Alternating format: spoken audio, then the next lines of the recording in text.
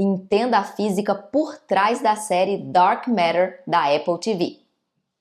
Apesar de chamar Matéria Escura em português, os primeiros episódios da série não abordam conceitos de cosmologia ou física de partículas, mas sim conceitos de mecânica quântica. Mas antes de começarmos na parte da física propriamente dita, deixa eu contextualizar um pouquinho a respeito dessa série.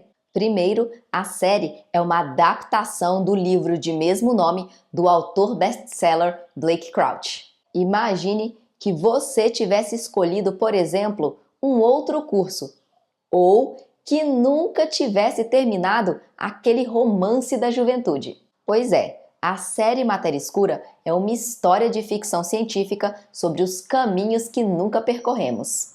Já nos primeiros episódios, conhecemos a personagem Jason Dessen, um físico, professor e pai de família. E em uma noite qualquer, Jason é então sequestrado e transportado para uma versão alternativa de sua própria vida. Ficou curioso? Então bora lá que eu vou explicar alguns conceitos de física da série nesse vídeo. Logo no início da série, Jason aparece entrando em uma sala de aula e ensinando mecânica quântica para alunos completamente desinteressados. Mais especificamente, ele fala sobre o gato de Schrödinger. Mas que gato é esse? Para entendermos essa história, vamos voltar um pouquinho na ideia da física clássica. Nela, a luz é descrita como uma onda eletromagnética constituída, portanto, de campos elétrico e magnético perpendiculares entre si que oscilam periodicamente no espaço e no tempo. Experimentalmente, a natureza ondulatória da luz fica evidente quando o comprimento de onda é comparável à dimensão dos obstáculos existentes em seu caminho. Nesse caso, observamos um fenômeno conhecido como difração, ou seja, um fenômeno associado ao desvio na propagação da luz. Simplificando ainda mais, essa é a capacidade da onda de contornar obstáculos. Assim como acontece com o som, por exemplo, que contorna a mobília da sua sala e preenche o ambiente de maneira mais ou menos uniforme. Além disso, observamos também um outro fenômeno, o de interferência da luz. Mas essa física clássica sofreria uma completa transformação no início do século XX. O famoso artigo de Albert Einstein de 1905 sobre o efeito fotoelétrico, aquele que lhe rendeu o seu único prêmio Nobel, mostrou o caráter corpuscular da luz. E a partir desse conceito de partículas de luz, começou o questionamento pela existência das possíveis ondas de matéria. Nessa época, o físico Louis de Broglie escreveu uma tese de doutorado ousada sobre o tema. E por mais incrível que isso possa parecer, essa hipótese foi comprovada experimentalmente em 1927. Os físicos Clinton Davidson e Lester Germer observaram em seu experimento o fenômeno de difração de um feixe de elétrons. E isso tudo gerou uma dúvida pertinente.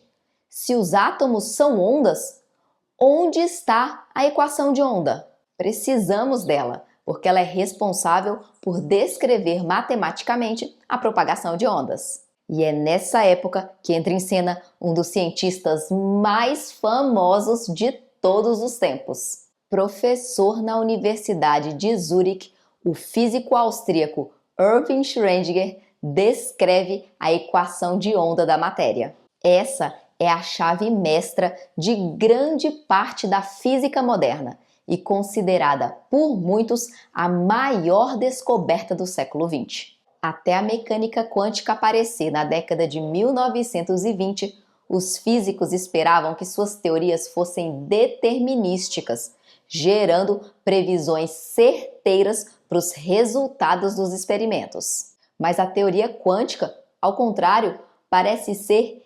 inerentemente probabilística. E é nesse contexto que surge nas escolas de Copenhague, onde algum desses cientistas atuavam, a ideia de superposição de estados.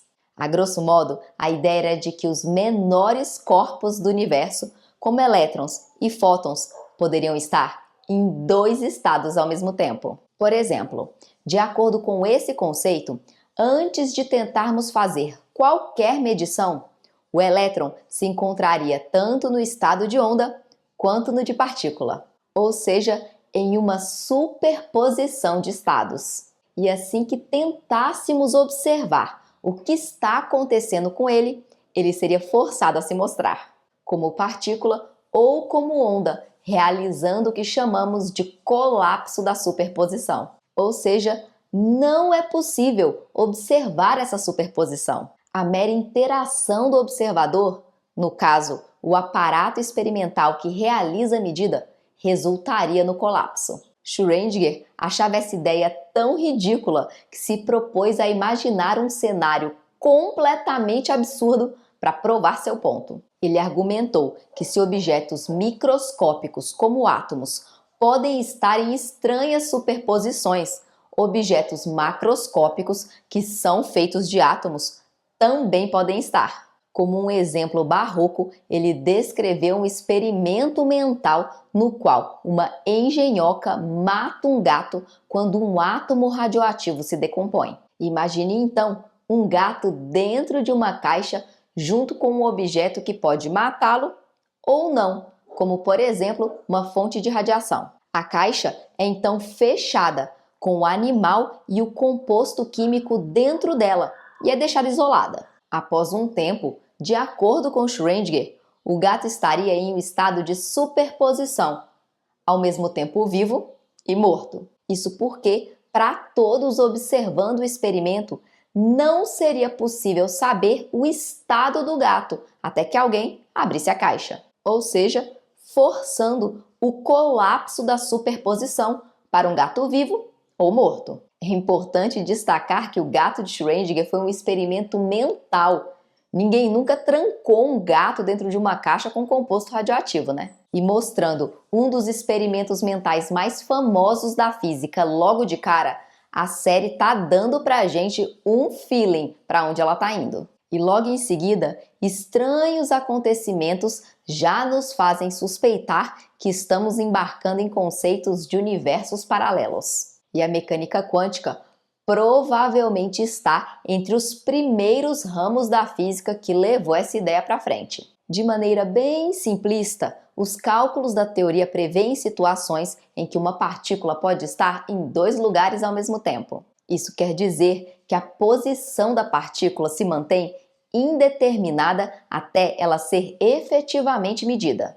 E mais ainda, independentemente de como fazemos essa observação, existe sempre uma medida cujo resultado é totalmente imprevisível. Em 1957, o físico Hugh Everett mostrou que quando um evento quântico parecer ter um resultado aleatório, quer dizer que todos os resultados de fato aconteceram. Ele argumentou que cada um aconteceu, pasmem, em um universo paralelo, divididos em várias superposições. Mas e por que não notamos essas superposições?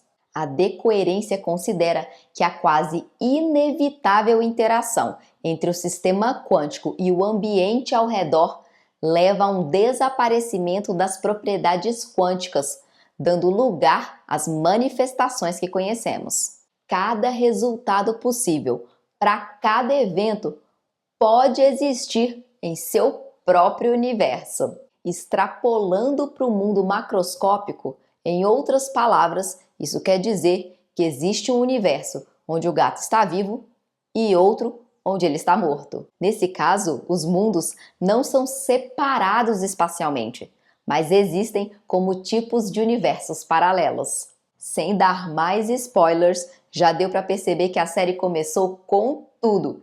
E aí, quem de vocês está assistindo? Estão gostando? Deixa aí nos comentários.